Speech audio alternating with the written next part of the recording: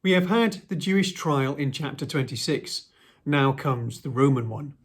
During the transition, Matthew pauses to deal with the traitor. In doing so, he picks up on the theme of blood guilt.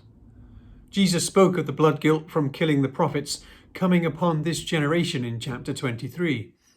Judas is filled with remorse for his actions and returns the money before committing suicide. The priests recognize it as blood money and cannot put it into the temple treasury. They buy a field, which, because of the connection with Judas's guilt and their own, it becomes known as the Field of Blood.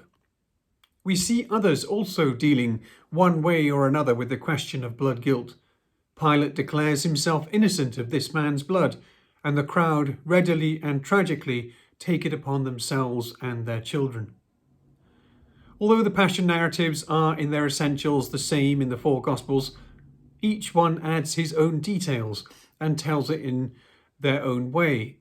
Matthew, as we have just seen, emphasises the question of blood guilt, but there are a few other things to notice about his version of what is the apex of Jesus' story.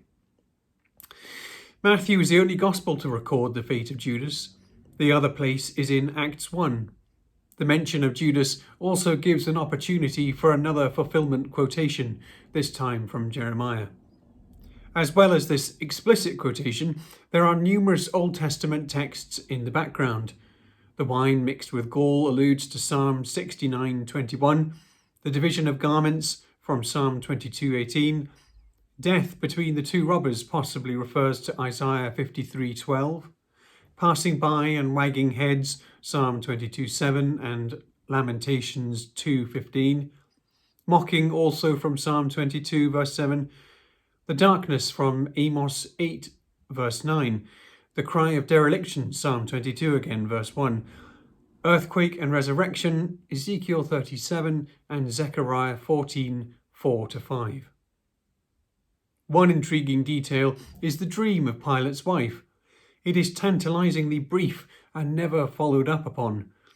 A dream in which she receives a warning which frightened her extremely reminds us of the beginning of the Gospel, where all the action was in response to warnings or instructions in dreams. Even the Magi are warned in a dream not to return to Herod. Pilate's wife's plea also emphasizes what Pilate already knows, that Jesus is innocent. Pilate would normally stay in Jerusalem in his headquarters in Caesarea. However, he would come down and stay in Jerusalem during the major festivals to watch over the massively increased crowds and be ready for any problems. He had a reputation for excessive brutality in response to unrest and was eventually recalled to Rome for it. In verse 24, it is quite authentic that Pilate is finally persuaded to ignore justice and proceed with the execution once he can see things potentially getting out of hand. Other interesting details from Matthew's version include the two earthquakes. The first occurs when Jesus dies, the second at his resurrection. Earthquakes were associated with the end of the age. The first earthquake causes the other extraordinary detail that the tombs were opened and many saints were raised, who later appeared to people in Jerusalem. This signals the momentous nature of what has occurred in Jesus' death and resurrection.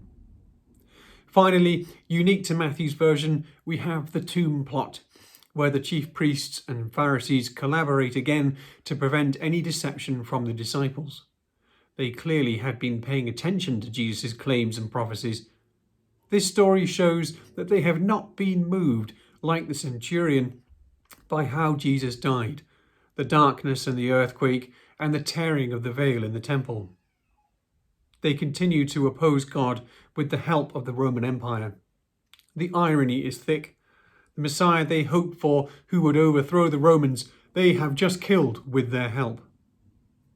Their lies and cunning are contrasted with the behaviour of the women, who have stayed with Jesus the whole time, watching. In verse 55, Matthew also notes these had provided for Jesus and had followed him from Galilee.